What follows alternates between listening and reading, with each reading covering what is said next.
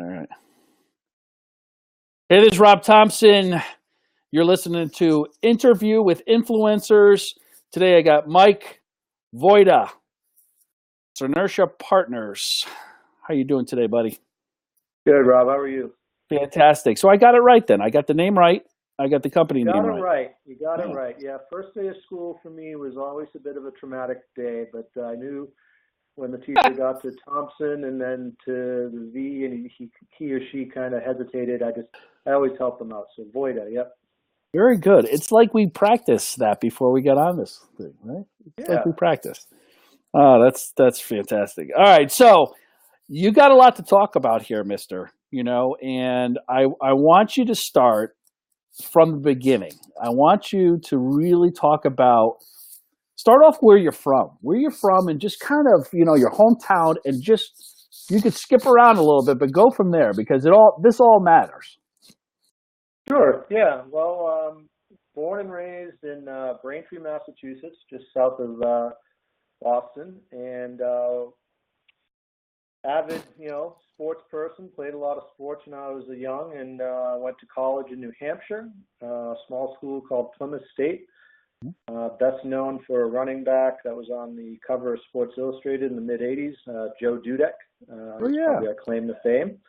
And at the time, was a business major, a marketing major. Wasn't real sure what exactly I wanted to do, and I had an older brother who ended up moving down to Florida to be a tournament director for a Champions Tour event in Naples, Florida. That's, I believe, still going on at this point, and this was quite a while ago. And that kind of piqued my interest, as a sports enthusiast and someone who's majoring in business and marketing. I, figured out that there was actually this thing called sports marketing, and it was really of interest to me, and I had an opportunity through my brother to, upon graduation, I ended up moving down to Florida, packed everything I owned in my car and drove from Massachusetts to Florida, and was only guaranteed a couple of weeks of work on this tournament, and was able to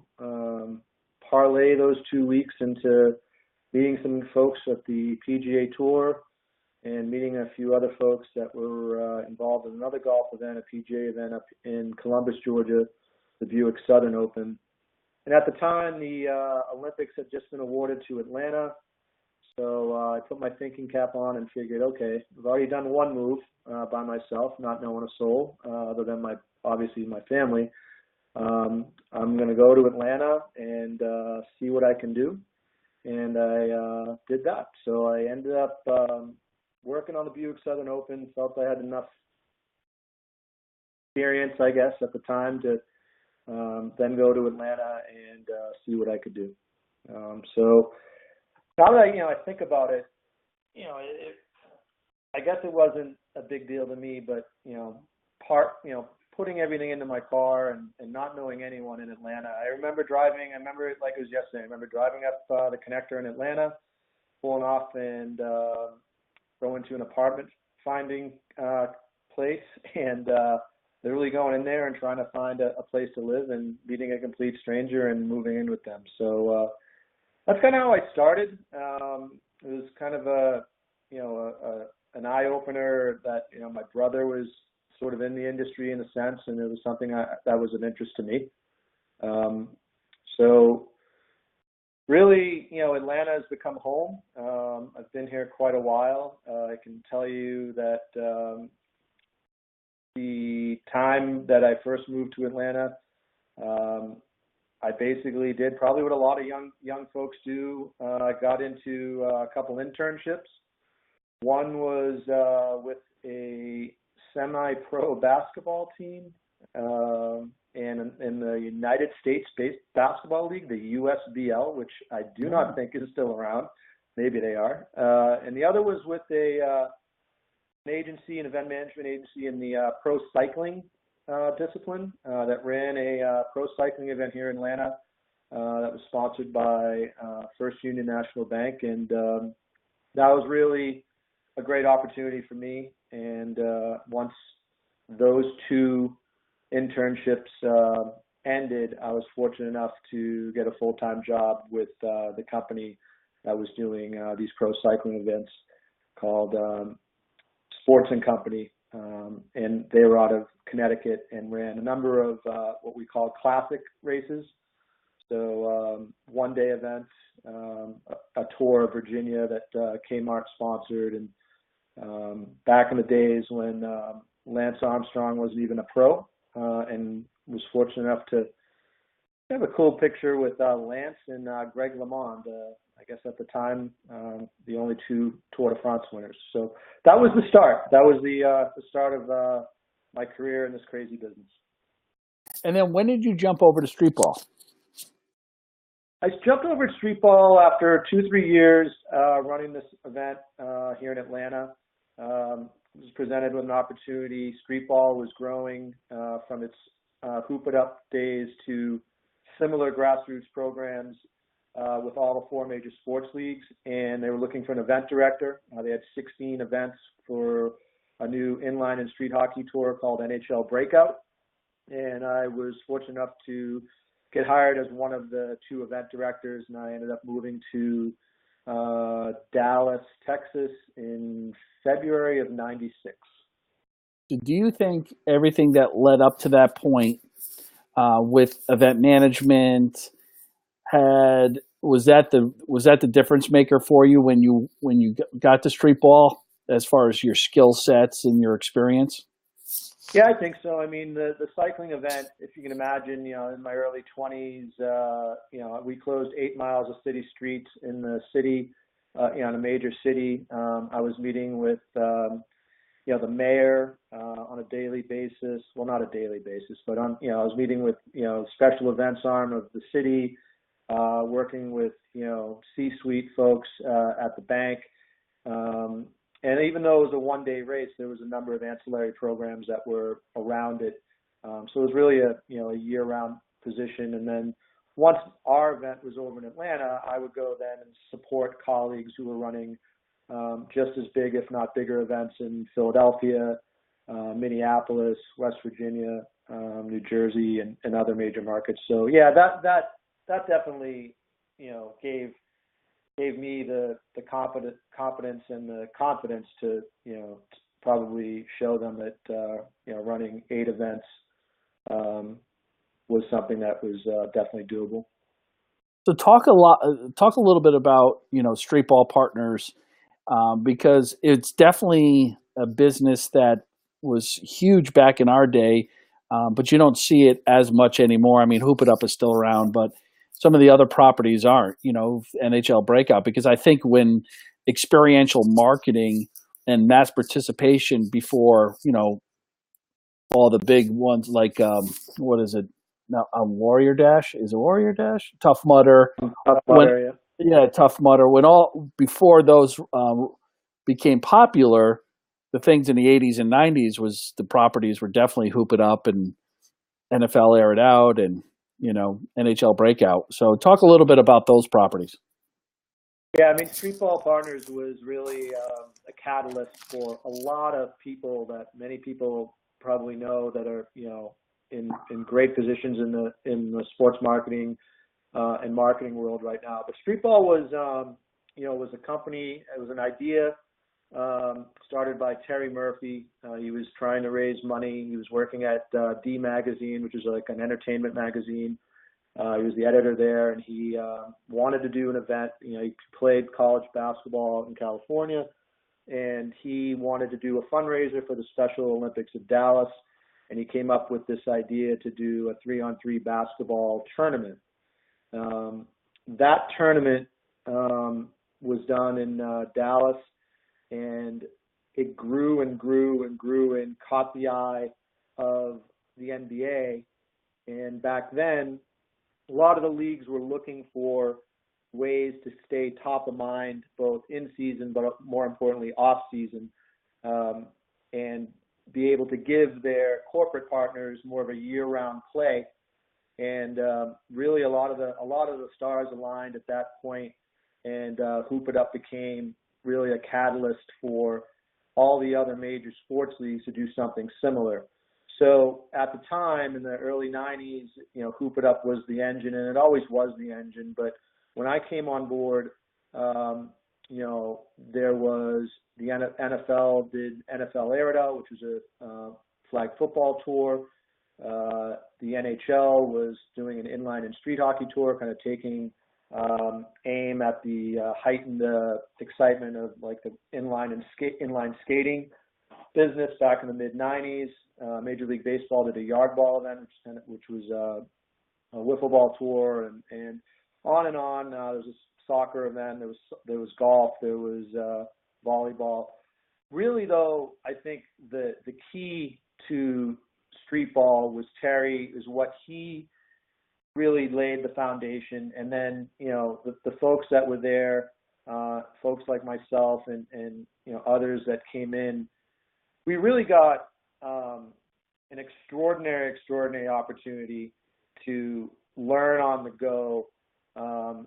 And as you can imagine, someone in their beginnings of their career, I was managing a $2.5 million budget, working with one of the 4 major sport leagues. We were doing, Breakout alone was, a 22 event, year-long series, 3,000 to 6,000 participants, 10 times that in folks coming. Hoop It Up was massive. It was, had I believe over 40 or 50 events per year. We had so many events that every NBA market had an event, and then non-NBA markets had events, and then it went international along with Major League Baseball. So Streetball was really the impetus for mass participatory grassroots marketing. So, you can imagine the brands that were, tied to it. We worked with a who's who of brands, Gatorade, Nike, IBM, anyone and everyone who was looking to cash into that demographic came on board. I mean, we were fortunate with NHL Breakout that a lot of their corporate partners, for instance, Dodge would come on board as a partner of the NHL, and a portion of their multi-million-dollar partnership would go to Breakout, and there would be a whole nother programming and sponsorship strategy and implementation throughout the summer when there was no hockey, but we were keeping it top of mind, and we were able to drive that back to sponsors and to brands. So I can't say enough about the education that I and dozens and dozens and dozens and hundreds of other people got working for Terry and at Streetball. It really was the best thing I could have done for my career, and to really, what I still say today with a lot of my Streetball folks is we really felt that we did it the right way, and we got it. We understood it, and it was taught to us on how to work with everyone from the Porta-John vendor to the chief marketing officer of a major brand to C-suite at the sports leagues and everyone in between. And it was an invaluable experience. So now Hoop It Up, 3x3 basketball is an Olympic sport, Yep.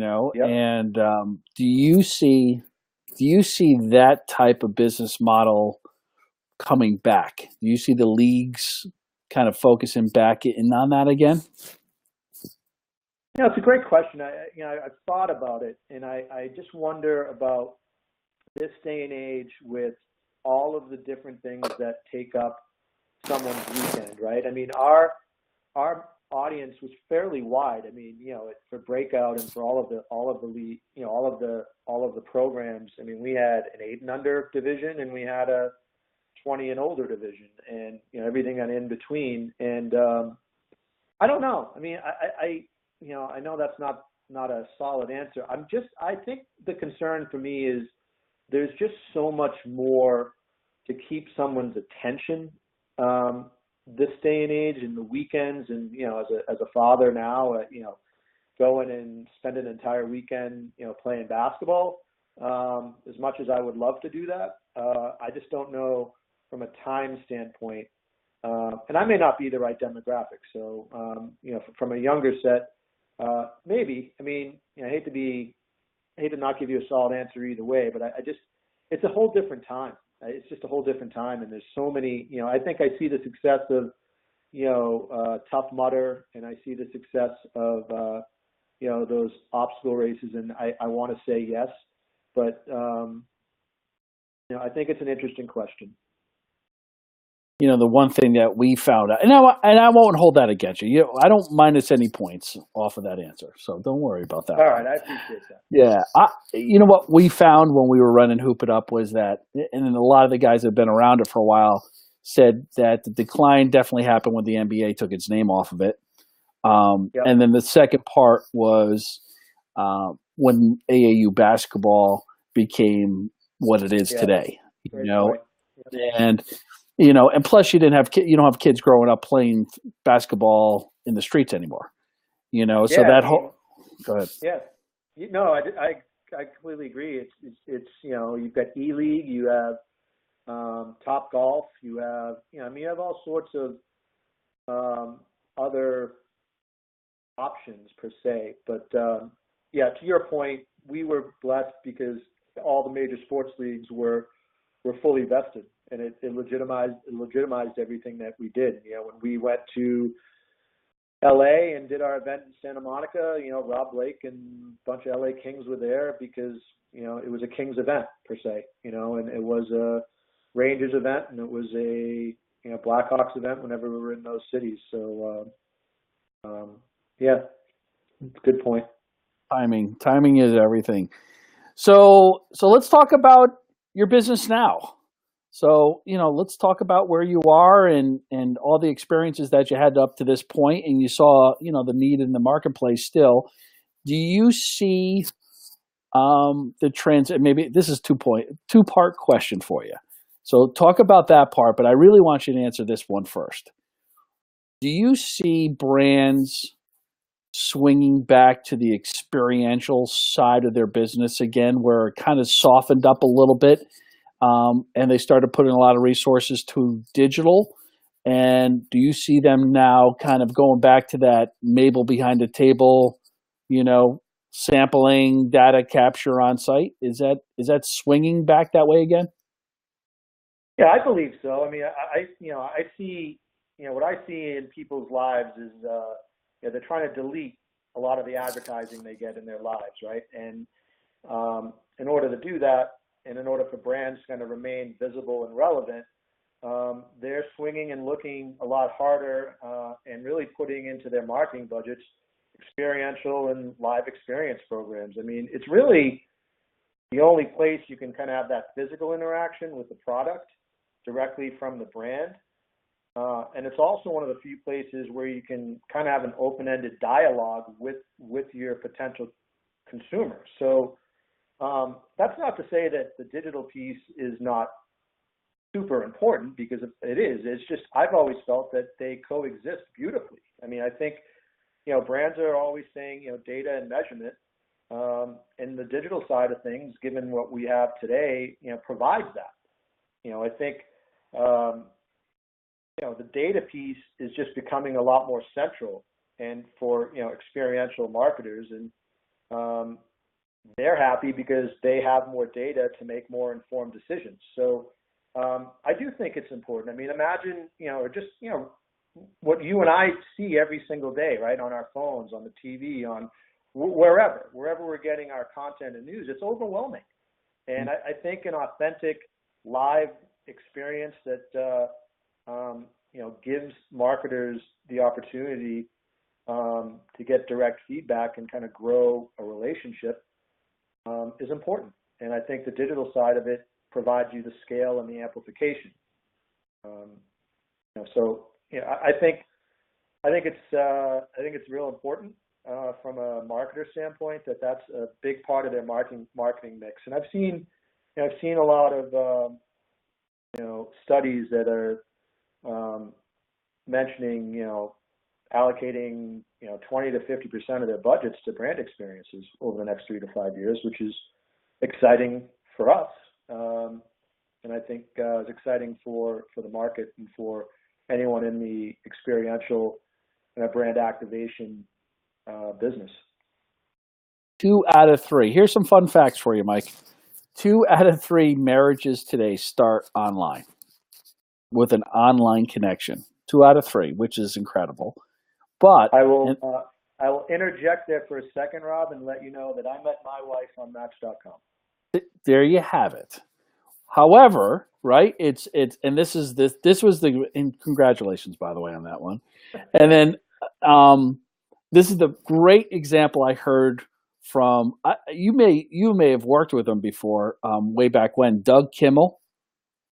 I know Doug very, very well, and we'll be seeing him tomorrow in New York.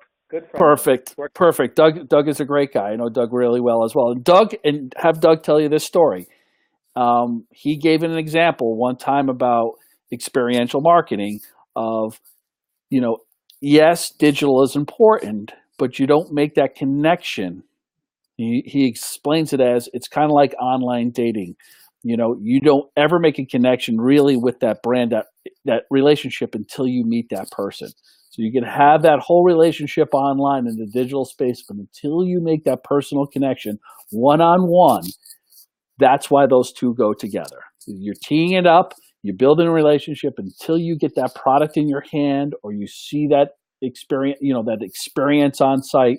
That's when you really will make the connection to the brand. So Doug will tell the story a little bit better than I just did. I completely blew it, but it's the point of, Mabel behind the table hands you the cracker with the cheese on it. The product is right there. You're going to buy it, and it's the same thing. You hit the nail on the head as did Doug. I mean, I think, people do business with people that they like and trust, right? And same could be said for from a brand standpoint, from a consideration standpoint. Having a brand experience, it builds loyalty, and if that brand experience, obviously, if the brand experience is a positive one, and done well, it can build that loyalty, and then that loyalty, gets you the ever holy grail of word of mouth and things of that nature. And yeah, I mean, I'm a big believer in it. We started the company because of a number of reasons, but that's at the forefront, that we just that's an important part of moving brands and creating experiences, and that's what we love to do. And that's the core of your business right now, right? You got brand activation, mobile tours, event marketing, hospitality, and you work with some pretty great brands. Planet Fitness, Stars, Gillette. Yeah, we've been fortunate. I mean, we grew up in the business and have known a lot of people, and we've really relied on our networking to drive a lot of those relationships, but also had great agency partners that we work with too. Sometimes we come in as a resource for other agencies that help us, and we help them. But we're a full service brand activation experiential marketing agency, and we really focus on those strategy, experiential activation, and we do have a hospitality vertical that we do ticketing and things of that nature for corporate entertainment at the Masters and things of that nature. But our core, going back to our Streetball days, are mobile tours, putting your brand on the road, and then also really being able to be kind of a nimble, efficient agency model, which I think is our differentiator. It's really two things we kind of tout out there: is our ability to give you 40 plus years of thought leadership in every program, but in a much more efficient model. And I think that's very important this day and age. And I think time and efficiency, both from a cost standpoint, but more importantly from a time standpoint, is paramount, given a lot of the short time frames that we face. But ideally we'd like to be in through the whole process, right? From sitting down in that conference room and come up and strategizing a business driving strategy all the way through to execution. That's really where we shine. What projects are you guys working on right now?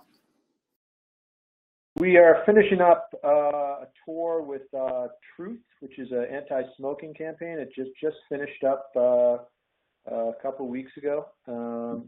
We work with Truth throughout the year. They are a client of ours. We just finished up a program with the Golf Channel for an event here in Atlanta, the East Lake Cup, and again, working with some other clients on some hospitality around college football playoffs, and really kind of gearing up for first quarter of 18. But yeah, a little quiet right this second, but a lot of stuff in production and in the hopper for 18.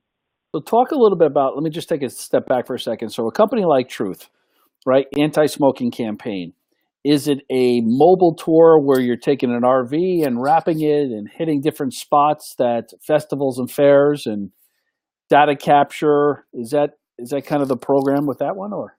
Yeah, I mean, for Truth, it's their main goal is to eradicate smoking, and where it starts, and young kids. Their strategy is to sponsor music events or music festivals or tours. So the big one that they do every summer is the Vans Warped Tour, and then they also are sponsors of a tour called High School Nation, which happens both in the spring and the fall.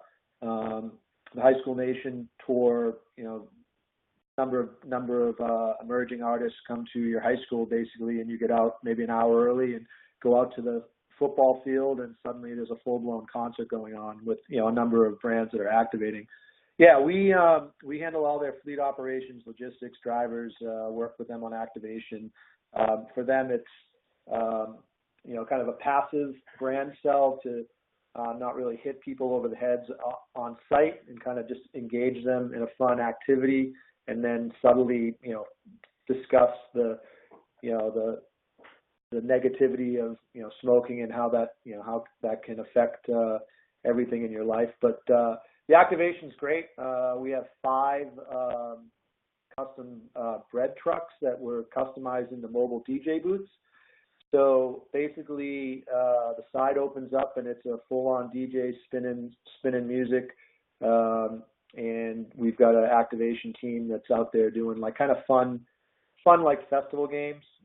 Getting kids to participate. Giving out some premiums, things of that nature, and so yeah, it's real. And that's a tour. I mean, our drivers are following a music tour. So one day they're in Spokane, the next day they're in Vancouver, and they're on the road. So that's definitely a mobile marketing tour.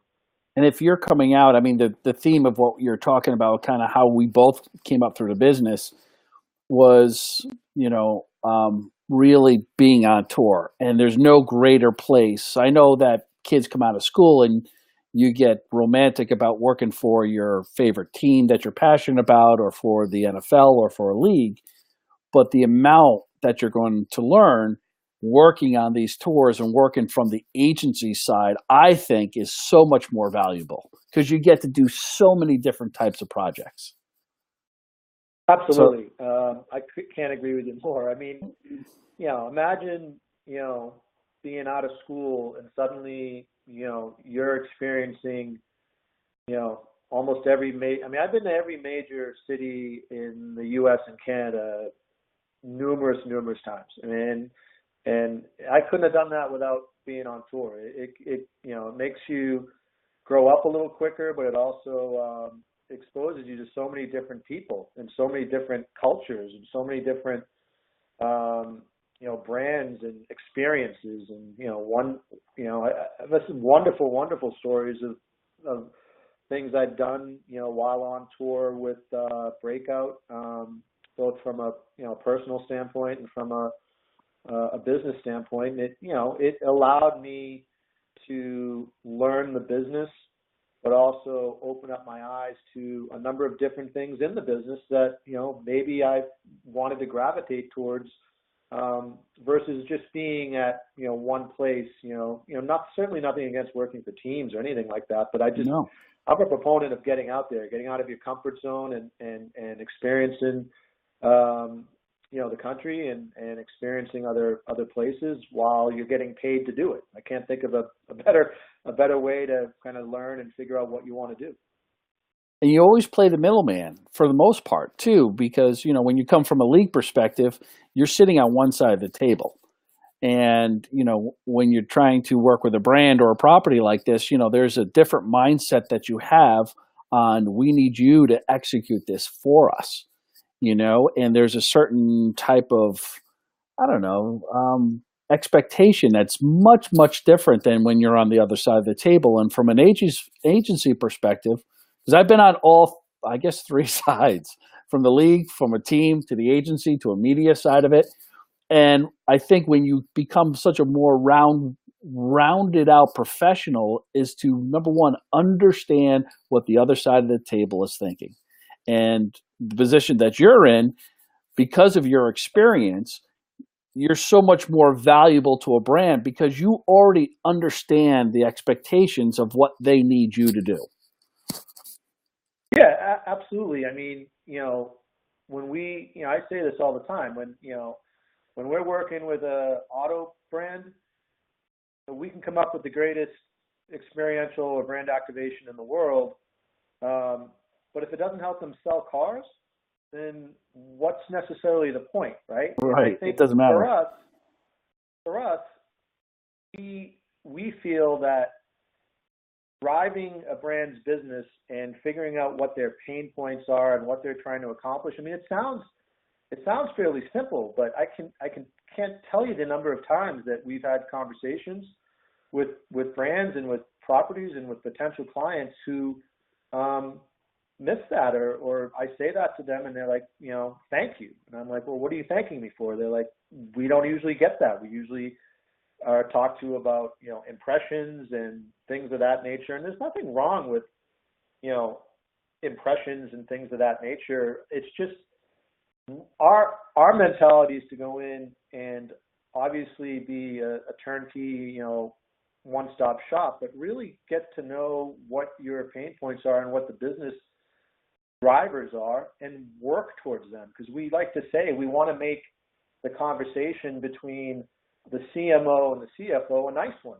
once the campaign's over, because that CFO is going to look and ask the CMO, okay, well, you spent X, what did we get out of it? And that's our job. Our job is to roll up our sleeves, immerse ourselves in the brand, and put together a campaign and a program that is going to help them drive business. And that's what we feel is our strength, and that's what we feel, the history of our, my career and our careers that, my leadership team is, that's what we've done all our entire careers. So from a brand standpoint, I think that's most important. I mean, certainly, executing a flawless campaign and certainly integrating, great ideas and promotion and social media amplification are all part of that. But I just feel that, when we work with a New Belgium or a Tabasco or other brands that we've worked with, Gillette, I mean, they're there, at the end of the day, we're there to help them, hopefully sell more product, or at least put them in a position to do that and help them with that. And that's what we always kind of keep in the back of our minds when we walk in, because what's the point? I had J.W. Cannon on 2 weeks ago, and you may have crossed over with him a little bit. I know he's an Atlanta guy. He's one of my really good friends, and I actually followed him at Octagon running Home Depot's ESPN College Game Day. See what a small world this is? It's a very small world, because you've mentioned two really good guys that I respect a lot, and they're, I've seen them both literally within the last couple of weeks, and I count them as good friends of mine. Yeah, so it's good karma conversation we're having then. Absolutely. So I asked JW, I said, from your perspective at being at UPS and being the guy, I said, and I'm sure you got hit with tons of, emails and requests for sponsorship. I said, what was it that stood out? If I'm just a guy out there schlepping a property, said, how would you take the meeting? And he says, what a lot of people fail to realize is that I had a job every day to execute some of the projects that we're working on. And that took up 90% of the time of my bandwidth. He says, but the things that stood out, the people that stood out were the ones that did their homework, the ones that understood our business before they even walked in my door. Just do some research and know that at UPS, his side of it, he goes, and this shocked me. He goes, we weren't a business to consumer. We were a B2B. That's our business. And a good majority of our business, especially from a sponsorship side, he says, so the ones that understood that and kind of came in and didn't really try to sell me a package, but let's customize something that could help my business so I could, to your point, so he could justify the spend. He goes, those are the ones I got the meeting, and it really didn't matter who it was, just as long as they kind of came in and did their due diligence before they sat down with me, because he goes, I didn't have time to go for a cup of coffee. Because I got 15 minutes for you. That was it, and so, it's just interesting. I don't think you get that, perspective a lot of times when you're just sitting there and you're 26, 27-year-old who's now biz dev for Team X, and I got a call. I see, JW. He's all over the Sports Business Journal. So let me reach out to this guy on LinkedIn and try to get a meeting. And boom, you won't get a response. But when you have experience like you do, and the kind of coming up through how you automatically understand how that whole thing works. But it takes time to learn that. So. And this is going to segue into my last question. What is it that you find today with the massive amount of people, career seekers, that dream job seeker coming out in the sport with a sports management degree that's fresh off the press, that's looking for a job in the industry? What are the skill set that you see today that are the most valued, and brings the most value to an agency or a team or a league? Well, we talked about a little earlier, right, about connecting. And I think the definition of connecting to me is, getting to know someone and meeting them and being able to, speak to them face to face. Personality, it goes a long way. I was at a networking event last week, and had a young gentleman come up to me and was personable and explained to me kind of what he was interested in me and talking about what just ask the right questions.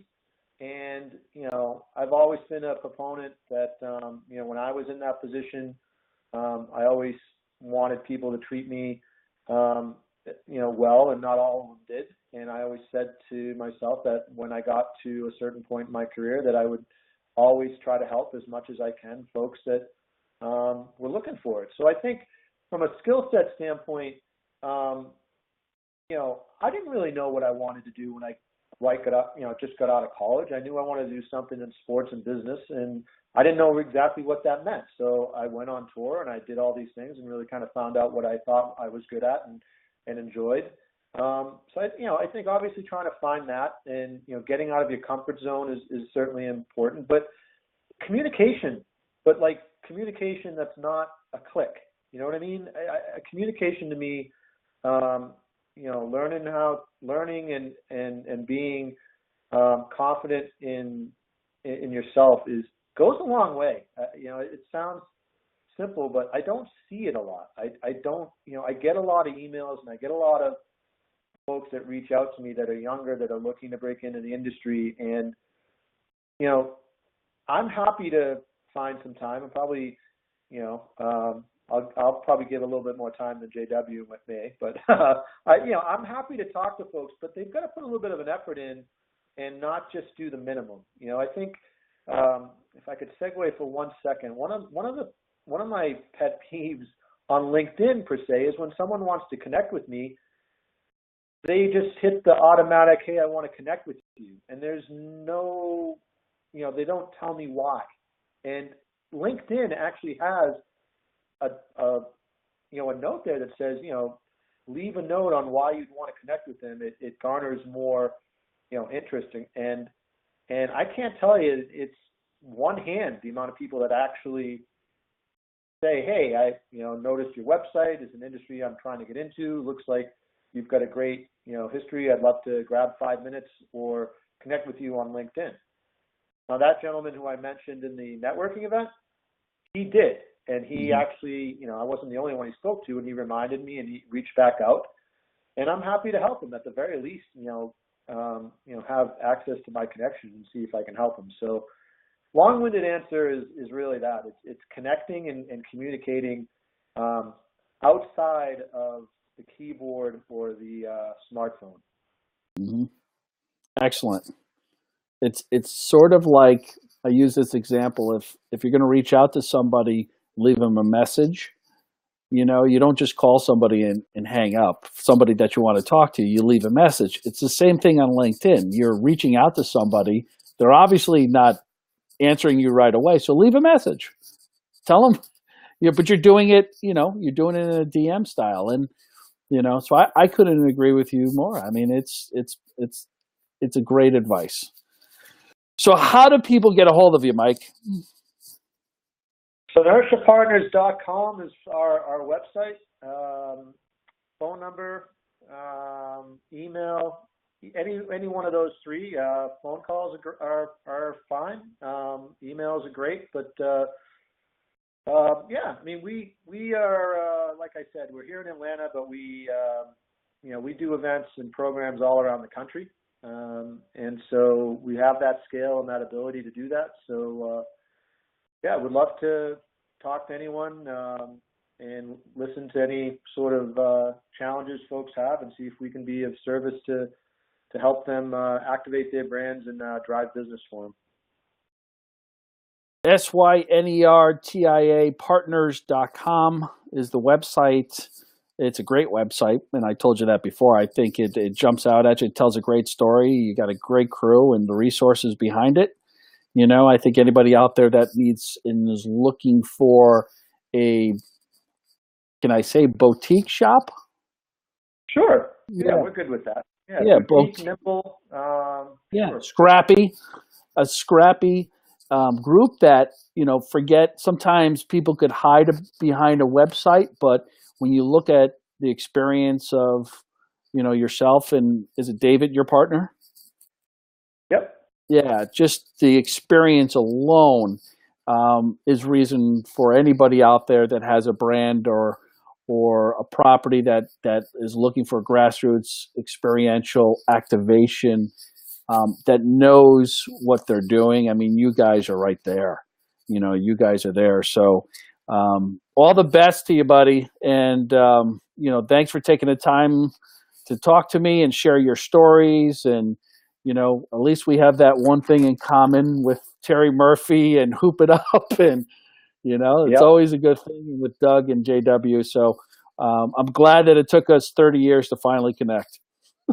Yeah, no, I really appreciate it, Rob. Thanks for the the platform, the opportunity to talk to folks out there and tell a little bit about ourselves and our agency, and certainly appreciate everything you're doing. And I will say hi to Doug and JW for you. Oh, you better, mister. You better. So hang on for a second. Let me just close it up. This is Rob Thompson. You're listening to Interview with Influencers. This was a great one. Lots of information in it. Stay tuned next week. We have Brandon Steiner coming on and Grant Cardone. Thanks again, everybody. Goodbye.